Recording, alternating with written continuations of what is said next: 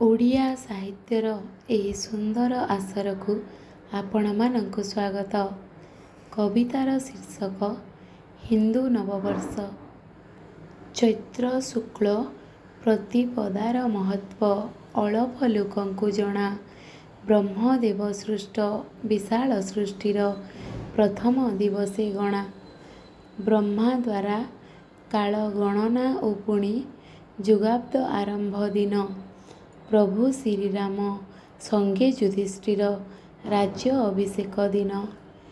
ଚଇତର ନବ ରାତ୍ରର ପ୍ରାରମ୍ଭ ଏହି ଦିନ ପୁଣି ହୁଏ।